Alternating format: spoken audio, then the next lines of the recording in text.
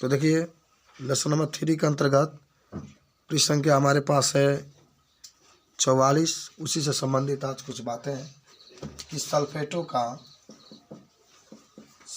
का नामकरण। सल्फेटों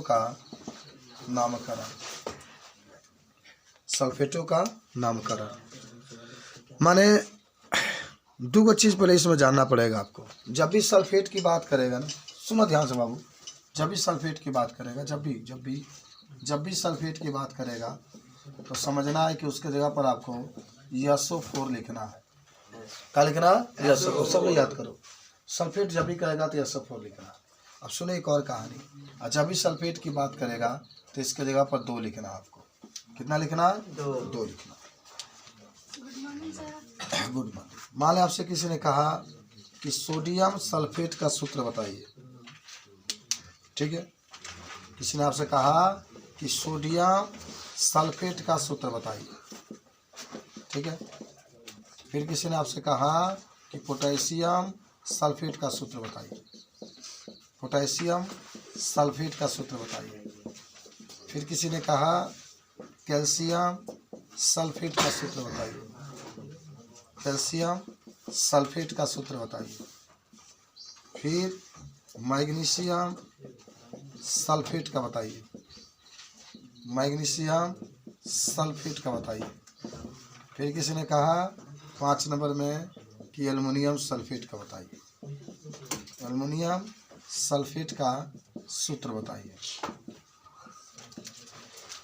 जरा सोच के बताओ कि हम इसको सूत्र को कैसे लिखेंगे। या अगर आपसे कोई सल्फेट का पूछता है तो आपके सामने लिखा भी गया है, सोडियम सल्फेट का सूत्र क्या होता है, पोटेशियम सल्फेट का सूत्र क्या होता है, कैल्शियम सल्फेट का सूत्र क्या होता है, मैग्नीशियम सल्फेट का सूत्र क्या होता है, एल्युमिनियम सल्फेट का। ये 5 का सूत्र आपको बताना है। ये 5 का जो सूत्र है आपको बताना है। ये यौगिक का नाम है, इसका सूत्र के रूप में क्या होगा वो आपको बताना है। तो कैसे बताएंगे जरा देखिए, ज़रा सोच के बताओ मुझे। आप पढ़े थे कि सर जब भी सोडियम की बात होगी आप Na लिखेंगे। क्या लिखेंगे? जब भी सल्फेट की बात होगी क्या लिखेंगे? SO4 लिखेंगे। सोडियम के नीचे क्या रहेगा? 1, इसके नीचे क्या रहेगा? 2, इसका इसमें गुणा, इसके इसमें गुणा, तिरछा तिरछी गुणा करना, तिरछा तिरछी बस। सोडियम के क्यों लिखे? क्योंकि सोडियम का अंतिम 1 होता ही है, 11 होता है, 2 8 1। तो अब बताइए इसका जो सूत्र बनेगा क्या बनेगा? इसका सूत्र बनेगा Na2SO4 बनेगा ना जी, Na2SO4। समझ में आया? अच्छा मान लो पोटेशियम सल्फेट कहा, पोटेशियम के लिए क्या बाबू लिखते हैं? K, सल्फेट के लिए क्या लिखेंगे? SO4। पोटेशियम के नीचे होता है 1, SO4 के नीचे होता है 2, इसका गुणा इसमें करेंगे, इसका गुणा इसमें करेंगे। तो इसका सूत्र क्या होगा? K2SO4 होगा, K2SO4 होगा, K2SO4 होगा। बहुत सिंपल था आपका। अच्छा कैल्शियम सल्फेट है, कैल्शियम के लिए क्या लिखते हैं? याद है Ca। कैल्शियम के लिए क्या लिखते हैं? Ca। सल्फेट के लिए क्या लिखेंगे? SO4। कैल्शियम के नीचे क्या होता है? 2, सल्फेट के नीचे क्या होता है? 1, तीसरा तीसरी गुणा करेंगे, नहीं 2 होता है इसके नीचे, और ये भी 2 होता है। अच्छा दोनों तो 2 सेम आ गया, तो सेम होगा तो कुछ नहीं लिखते, याद है ना? अगर आप इसके लिखते जाए समझाते हैं तो Ca2 और SO4 का ट्वाइस लिखते, जब दोनों सेम है तो हटा देते हैं, ठीक है? तो खाली क्या हो जाएगा आपके पास? CaSO4। अब मैग्नीशियम सल्फेट कह रहा है बाबू, तो मैग्नीशियम के लिए क्या लिखते हैं हम लोग? Mg लिखते हैं। सल्फेट के लिए क्या लिखते हैं? SO2। तो मैग्नीशियम के नीचे कितना रहेगा? 2, सल्फेट के नीचे कितना रहेगा? 2। मैग्नीशियम का में 2 होता है क्योंकि 12 होता है, तो 12 के लिए क्या लिखते हैं? 2 8 2 लिखते हैं। तो इसके लिए 2, इसके लिए 2, इसका भी गुणा इसमें होगा, इसका भी गुणा इसमें होगा, दोनों के नीचे 2 है। तो जब 2 है तो 2 तो लिखता नहीं है, केवल MgSO4 आप लिखेंगे। कोई बात समझ में आई? अच्छा एल्युमिनियम सल्फेट है, एल्युमिनियम सल्फेट है तो एल्युमिनियम के लिए Al लिखते हैं, सल्फेट के लिए SO4 लिखते हैं। एल्युमिनियम के 3 होता है, सल्फेट का 2 होता है।